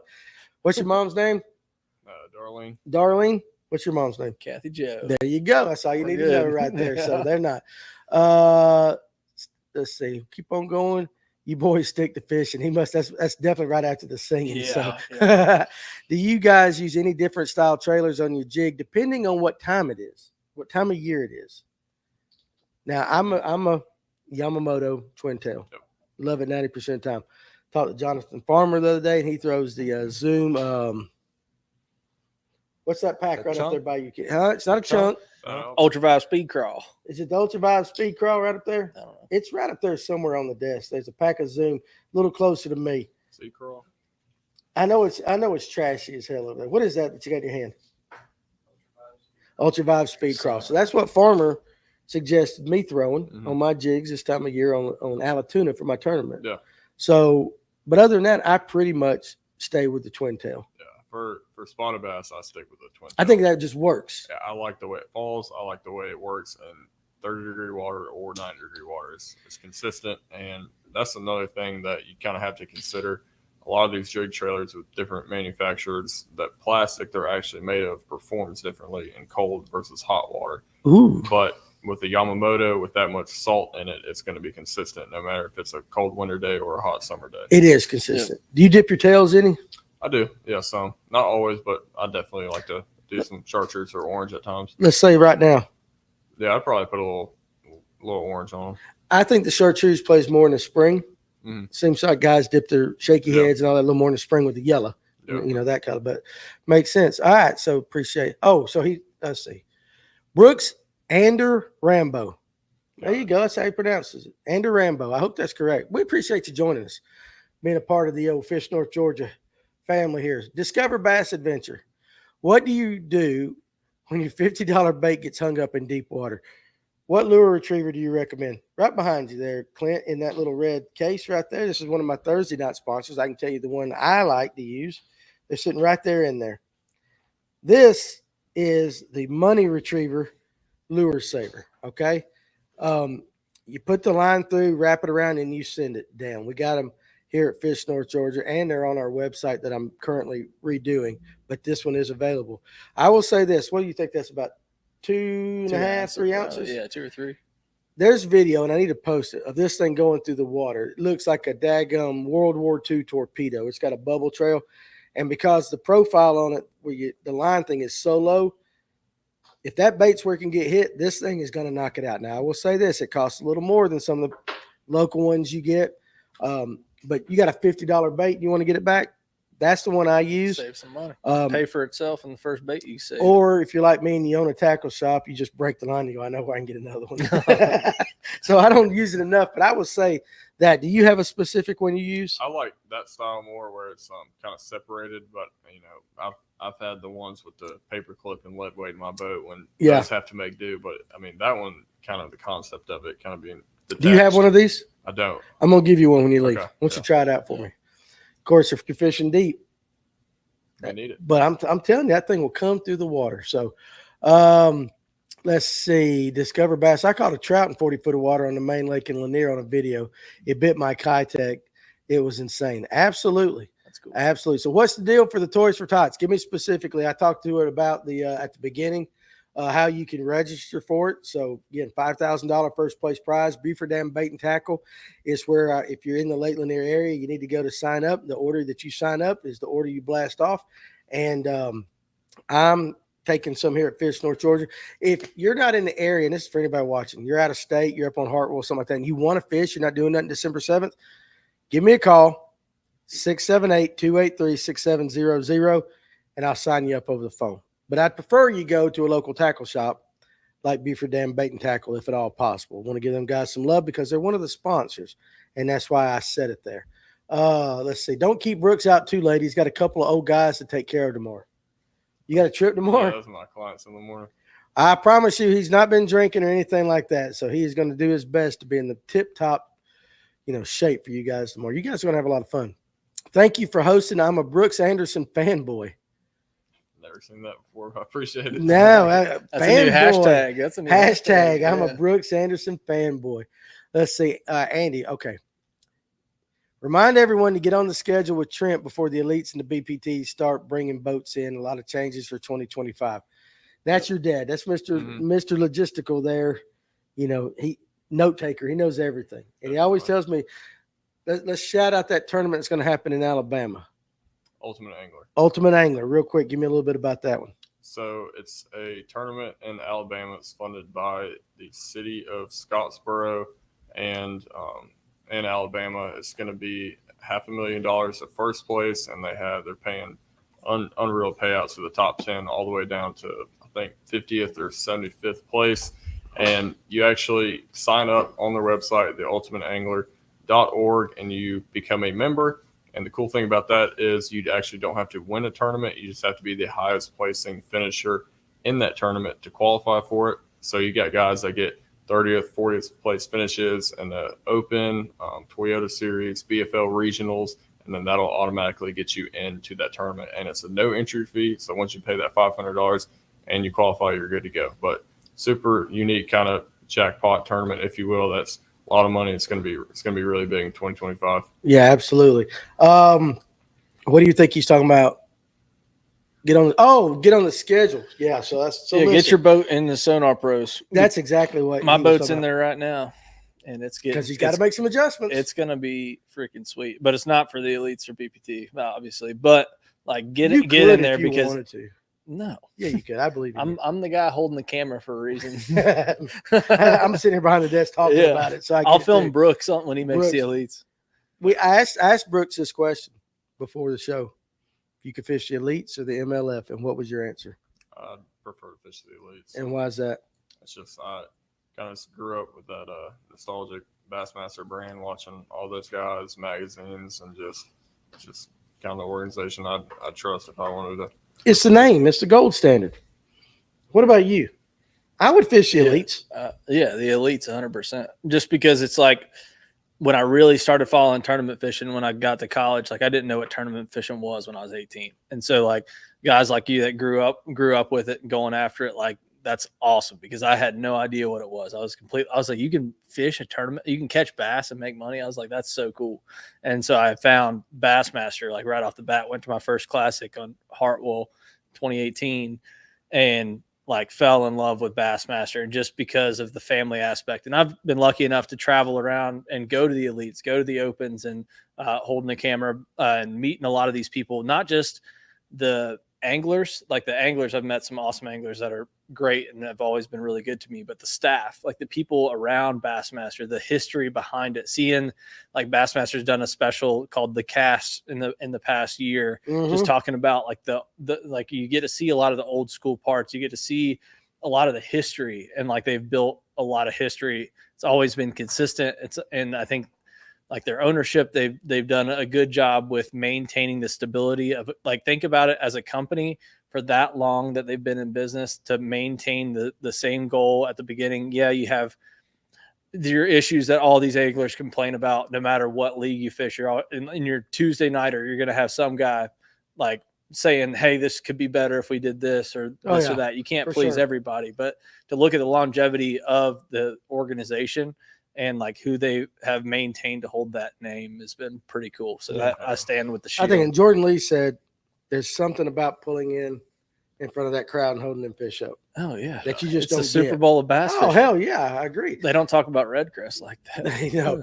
All right, what do you consider as deep water on Lanier before/after the turnover? Does it actually change during the turnover what you consider deep? Because I'll say this: deep to me is 30 feet down. Yeah, I'm gonna agree with that. And kind of in the winter, I do go kind of on the extreme at times, in that 40, 50, 60, consistently catching them. But definitely kind of that late summer, winter, I consider deep 30 to kind of. And the turnover doesn't affect what you consider deep at all?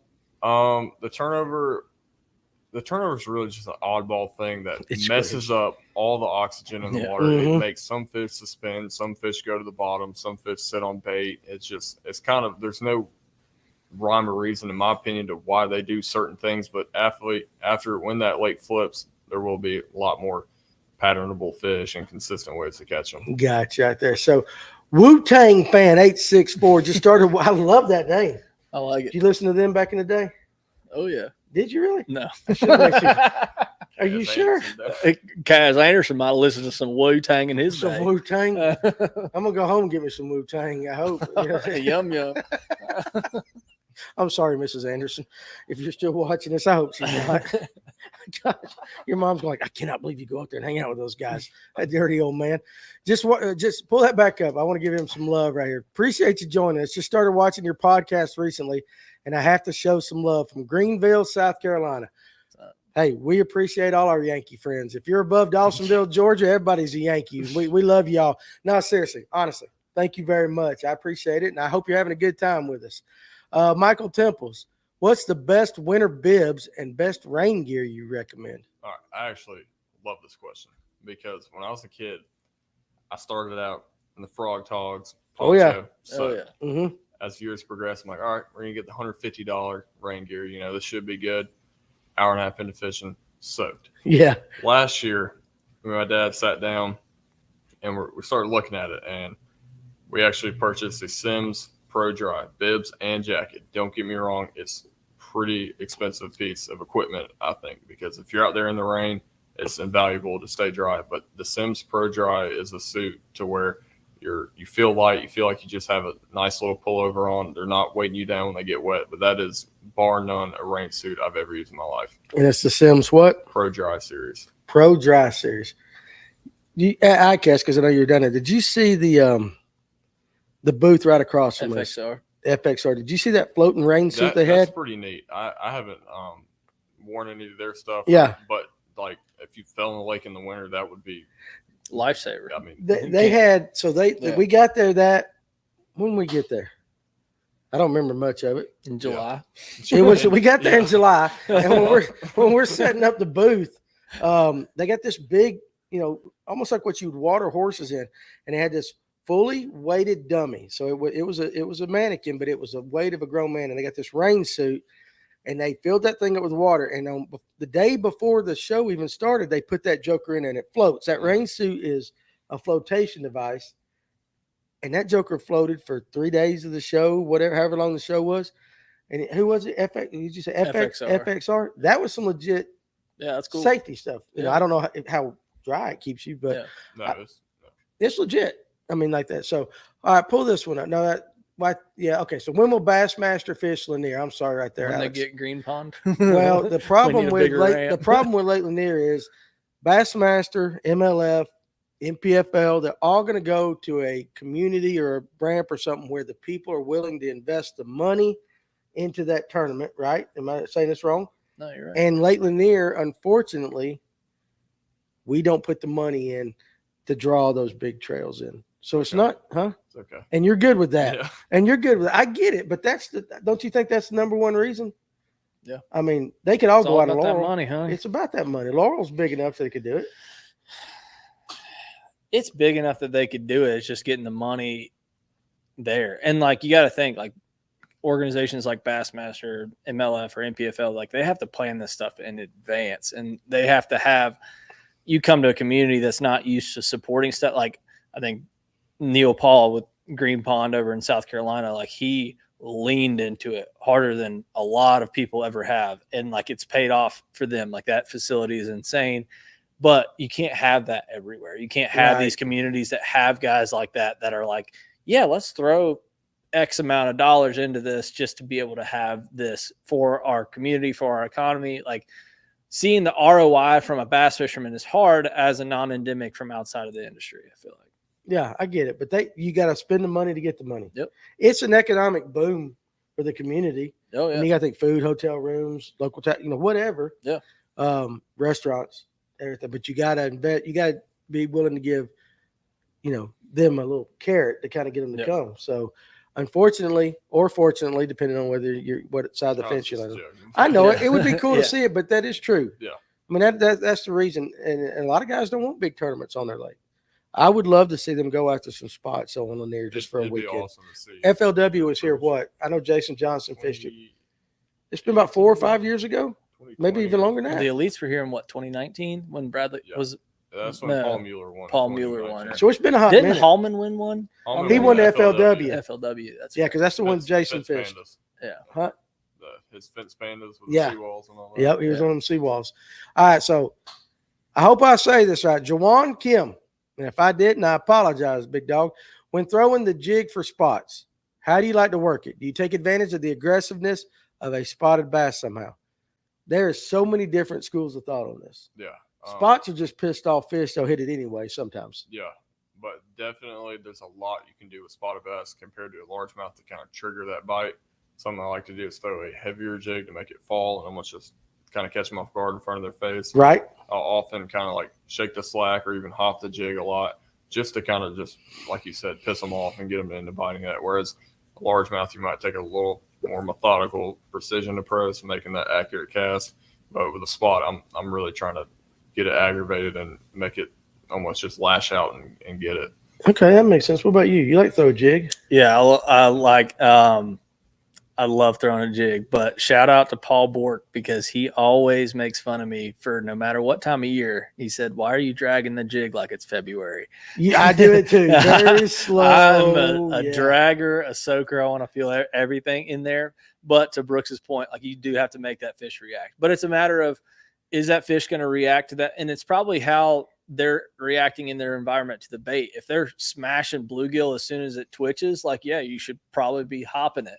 But like if those crawls are just dragging along in the bottom, like you don't know what is going on down there. Right. So like I like dragging. I'm more of a dragger because I feel like, well, what if they are on that, and then I can always like move it or look at them, see what they're doing on live scope, how they're reacting, or like how you're getting a bite. Like you can tell if a fish steps on it or if they thump it. Like there's a difference. I think the only time where it really doesn't matter is when spots are on bed. Yeah. Because you can throw within 15 foot of them sometimes when they're on bed and they'll just go hit just for the hell of it. Yeah. I'll kind of throw a nugget at this as well. And kind of to your point is I really like to kind of match the water temperature and what I feel like most of the forage and everything's doing. And kind of in the past few years with live scope, I actually understood how much I move my bait by just sweeping the rod. A lot of people don't realize that. Because in the winter, if you just think you're picking up your jig and you're watching it live time, that's 5, 6, 7 feet down there. Right. Yeah. So definitely if you're in the winter, kind of adjust it. And if you do have live scope, pay attention to when you are popping it or moving it, how much you're actually imparting that on the bait.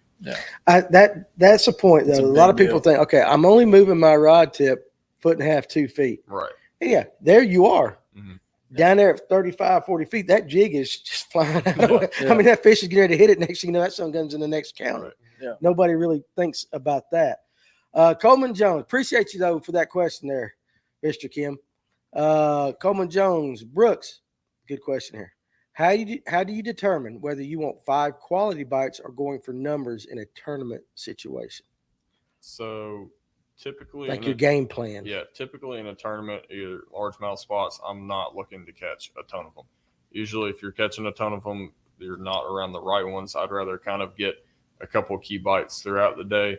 And what that could look like on Lanier is maybe not throwing over the giant schools of them and targeting some smaller wolf packs on kind of sneakier brush or just doing stuff a little bit different. Those little outliers kind of. Right. So, And maybe not to where you're catching a bunch of 2-pounders, but you're getting a 3-4 pound class bite every hour or so, because Yeah. those are the fish you want to have at the end of the day. But Yeah. it's kind of a catch-22 because you can really spin out and lose your confidence if you're not getting some of those bites, and you kind of got to trust your game plan. So is that more of a run and gun type of deal, or is that a bait switch type of deal? Like you're catching a bunch of 2-pounders. Is it an area type of deal? Yeah. Like- So, all right. Predominantly, if you got a school of big ones, they'll generally be the same. that's where I was getting ready to go. Right. But like in the fall right now, you'll catch a 2-pound spot. Like you said, 5-6 pound largemouth will be the next one to bite. So there's not an exact reason, but definitely running and gunning and putting your bait in as many areas as you can in a day is something I do. But kind of what Clint said, if you do find an area that has a bigger than average fish, I will slow down for sure. I've always heard that a lot of guys on Lanier say that if you're catching 2-pounders, that's all you're going to catch when it comes to spots. If you Right. catch 5, the fish seem to hang around their class size fish. For the most part. Yeah. I will say that when Underwood and I were fishing that tournament a few weeks ago, whatever schools we were on, they were all in the 3 to 4 pound range. I don't know. It was like trying to cull.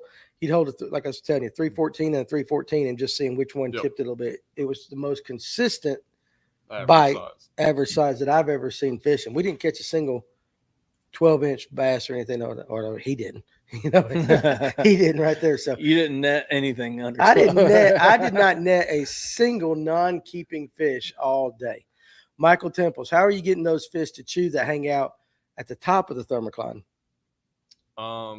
At the top of the thermocline, so it's changing a lot with the turnover right now. So some days it can be 15, 20 feet. Some days, even on the north end right now, I think the thermocline's a lot higher, even than that 5 to 10 foot zone. Really? Yeah.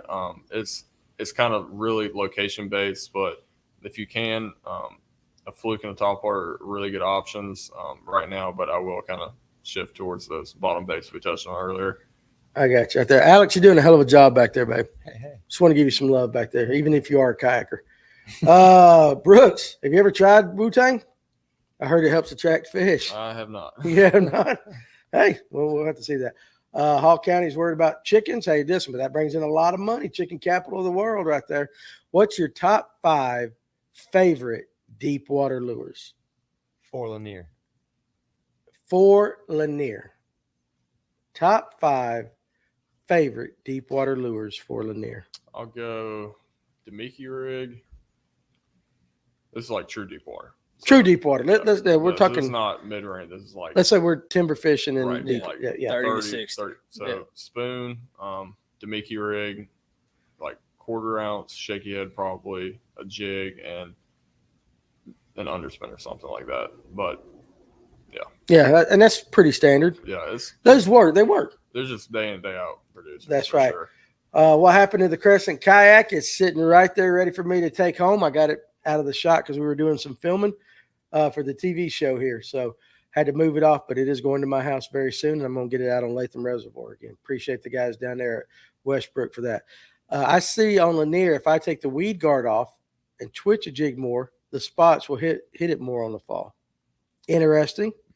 So if it works and you've seen that, absolutely.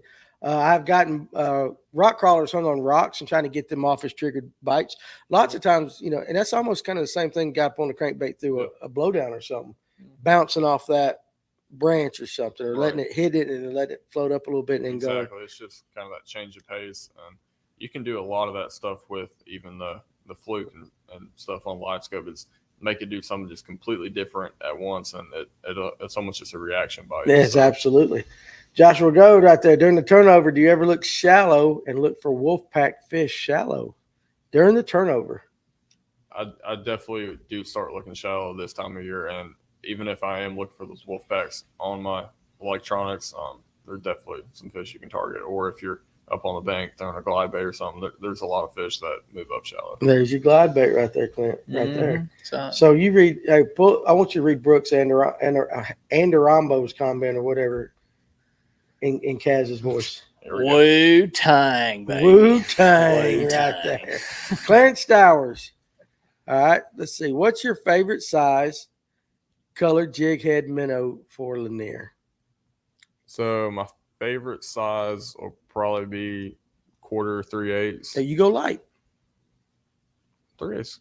Yeah, 3/8. Well, yeah. But I'm thinking, all light. I've been throwing 3/4 all year. Yeah, well, I have seen some heavier ones. In the late winter, early spring, I'll mess around 8th ounce, 3/16. Oh, you go really light in the spring, but those fish are kind of just higher up, mm-hmm. and that can get you a lot more bites. But in the fall, winter, I'm gonna keep it kind of heavy just to get to those fish. Got you right there. Let's see. Throwing an underspin and hitting the brush pile and rip it. I know some guys that do that. I've got a quick question on that minnow. Talk about the minnow there. Loop knot or not? All right. Loop knot for rolling action. No loop knot for just traditional minnow style. But if it's a minnow that's intended to roll and rock left and right, definitely loop knot for sure. All right. So tell somebody that's not familiar with that the benefits of the loop knot.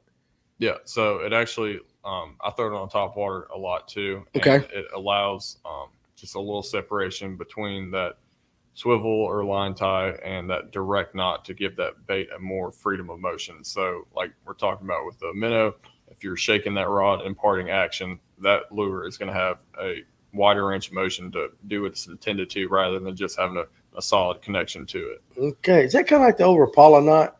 You ever seen they used to do a loop knot on some of them? Yeah. I mean, I don't know. Hell, I'm asking you. You're the expert. No, I'm the expert. I don't even know how to tie a loop knot. That's why I wanted to know. So I need to watch a YouTube I really don't video know how to tie a loop knot either. Do you tie one on an OG? OG, I do not. No, I like a because you like knot it with that. Yeah. Do you throw it on braid? Loop knot on braid. No. The OG. Your top water. Are you a mono guy or what's your setup? For the OG, I either throw fluorocarbon or braid. Ryan recently just put me on to kind of the braid to leader with it. I've been playing around with that. It's really cool, but also just like a 17 or 20 pound fluoro works really well. Okay, makes sense right there. All right, DA's got a question. What do you think about the open schedule? Scramble. we kind of touched on this a little bit before the show. Yeah, it's all over the place. We heard rumors of what it was going to be, and today we just got the bombshell that it's a lot. So we're going to have to pick which division and roll with it. I know you got to do some more thinking on it. Yeah. But right now, if I said you got to choose in the next 10 seconds, which one would you do? Which division? Yeah. I really want to do Division 2 just because it's kind of like all lake based, and Division 1 is kind of an X factor because we start off at Clarksville, which is like I've spent a ton of time on and had some really good tournaments there. I'd love to fish that one. Then we go straight to a river system, then the Upper Chesapeake, which are two completely new fisheries, and then we go to a place like the St. Lawrence where if you catch 17, 18 pounds, that's still probably not going to be what you need to. Right. So each one has their kind of pros and cons, but I think a big thing is traveling with a good group of guys that's willing to kind of break down that lake with you. Yeah. Not necessarily be like, hey, I'm catching them right here, but just broad general stuff to clue each other in. So makes sense. So if you had to pick your favorite lake, you had to fish one tournament out of each division that they presented, which tournament would it be in each? It would 100% be Clarksville out of Division 1 and then Norfolk and Arkansas in Division 2. We went to Norfolk in 2022, and that's a really really cool place in Arkansas. Okay. Cool. Makes I like it. sense. All right. So Discover Bass Adventure. What plastic do you throw with that minnow technique? I like the Echo from Cast. It's a an cast. awesome Yep, one. it is a very good one. And I will say this: durable. You can catch a lot. Yeah, lot of that's fish, the big thing. Is it has good action and it's durable. Don't get me wrong. I love Kitex. Mhm. I love the action of a Kitex. One and done. If you catch 2 fish on a Kitex, You're you've had a doing hell of a something. day. Yeah, you got some good super glue. You have had a great. Yeah. But and it's kind of like my favorite Senko is a Yamamoto. I mean, that's what if I can throw a wacky, I'm throwing that Yamamoto. But same thing, 5 or 6 casts, and you really rear back the rocket. Yep, That it's thing's gone. split, but it does. I mean, there's just something Rare about that back action. rocket. Huh? Put that on a statement. t-shirt. Wear back and rocket. Yeah. I've been known to say that a time or two. Jawan is back. Did a good job on the name. Well, I appreciate it. Hell, blind hog finds an acorn every once in a while. Another question for y'all: Chug Bug versus E-Pop, when and why? I will say this: they're both quality baits. I like the E-Pop. I just think the E-Pop is. I don't throw those kind of baits a lot. I've just caught more fish when I've thrown E-Pop. No scientific reason as to why. What about you? I throw both.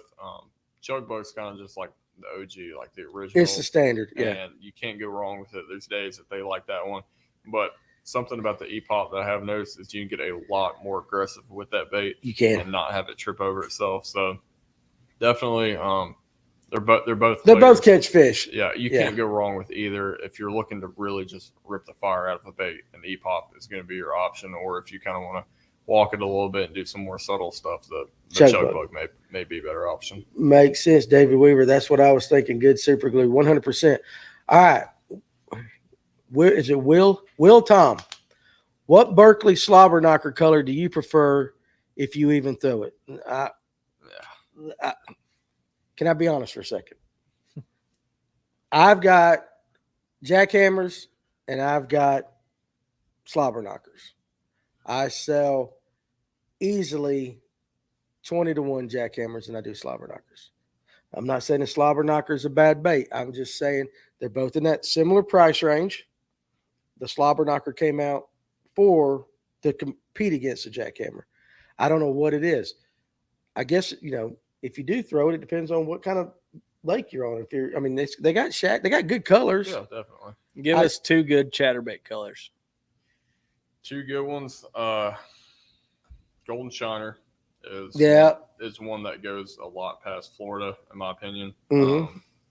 And then I'd either say just generic, sounds basic, chartreuse and white.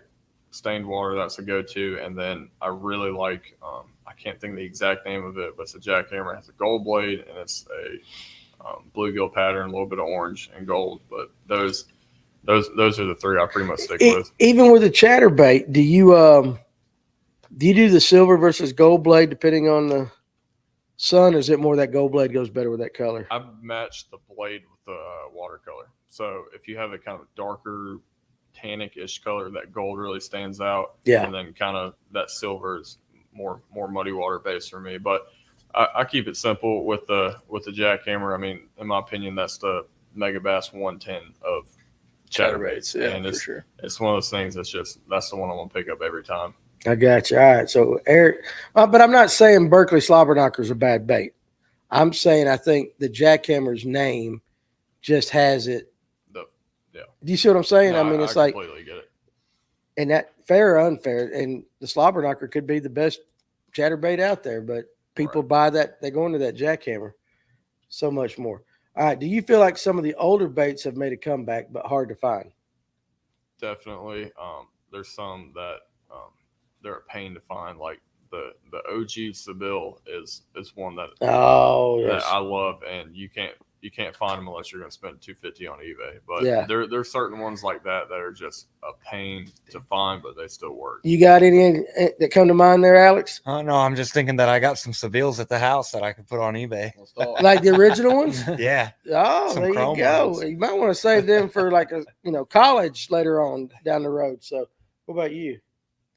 Well, old school baits. I got my grandpa's old tackle box, and I found a bunch of I don't even know what they are, but they're like small, like walking stick bait style like top waters.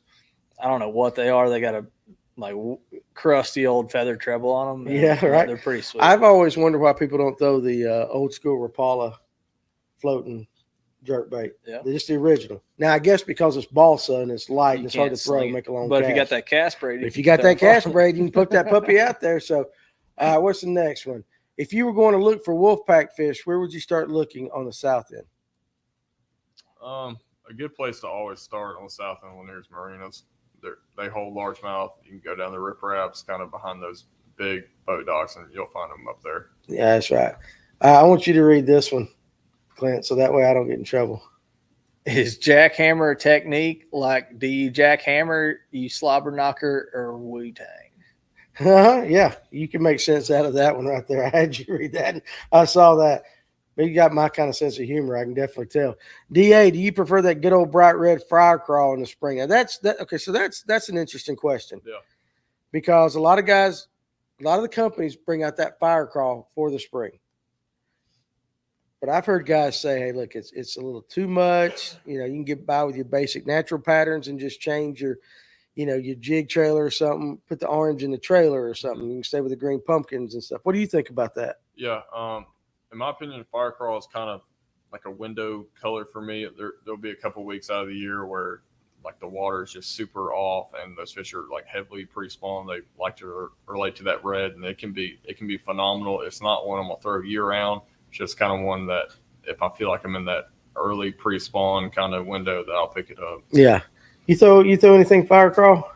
Because we do go with red and oranges on the crankbaits and stuff. So I'll throw like a red and a black spinner bait. Sometimes I've had some crazy times of randomly on Gunnersville, caught a 7.5 on a red and black spinner bait in March. But like fire crawl, chatterbaits, I bought a couple. And I've never lined up on that bite. I've never caught a fish on them right there. Eric says surge shad. That's one. What favorite crankbaits that aren't Spro? DT6s, DT8s, DT14. DT14s. Those are good. And what's the one from Strike King? I was thinking the Rapalas, like but the 3XD, 5XD, 6XD. Yeah, those XDs. Those are good. You got a favorite one, Ken? Oh, that's 6XD. If you're over at Gunnersville, deeper better. Over at Gunnersville, deeper better. You said 6XD though. You like the Strike King? We throw a lot of the DT14s. They throw a lot of DT14s over at Gunnersville. What about you? I like the Rapala ones if I'm not throwing Spro. They're just kind of no rattles, nothing real natural. Gotcha. Mega Bass makes some good ones too. They do. All right. So, Brooks, how much do you modify your baits out of the package? Are you a tinkerer? It really depends on the category. I would say most stuff I don't alter too much, but there are some adjustments like feather treble and noose. Yes, yeah. But the biggest thing is if you buy a bait, replace the hardware on it, put the good hooks, put the good split rings on it, because most of that stuff it's mass produced, and if you hook a good fish, you don't want the stock stuff on it. That makes sense. Guys, we got a few more minutes of this show, so if you got a couple more questions, get them in right now. How do you approach deep water fishing? Do you target the ditches, creek ledges, or deep water brush piles? Where do you idle your boat to find fish? Gotcha. So in the past 3 years, I quit idling on Lanier and herring lakes. I kind of just do it with the trolling motor on 10 and cook around and look for them. But as far as areas, I tend to base it on the time of the year. Like right now, I'd look at the mouse ditches, kind of the start of major creek arms, stuff like that. And then the brush pile is just kind of base it. If it's post spawn, I'm looking at ones kind of shallow. In the fall, looking at one shallow as well. Later in the summer, I'm looking for the ones that have access to deep water. So definitely just kind of playing the time of year and then going from there. But definitely just putting the trolling motor down and kind of moving fast out here is a really good way to put yourself in a good area. I got you. When do your rope hats go on your website? Avery, I'll get them up there sometime soon when we have a little more money. That's what hats are expensive now. They trust me, they're not cheap. Let's see. Also, have you heard of a crankbait called the jet fuel? That's got to be an inside joke. Yeah, jet fuel is it's a drink at a bar, and it's definitely not a crankbait. What's it made out of? It's got a lot in it. Is it kind of like a Long Island iced tea? They just throw a bunch of crap in there and go? Pretty much just frozen, bunch of liquor. Okay, there you go. All right, let's see. How much do you go to a lake and just find new spots without fishing? A lot. That's actually where I really enjoy. Oh, I read the wrong one. Uh, His first question, the question got pulled up. How much do you just go on a lake to find new stuff? Had not fished much. Same question. You just retyped it. So to find new stuff. Yeah, just find new stuff. Yeah. So every day I don't have a guide trip or it's not a tournament. I'm going out there looking at new stuff the whole time.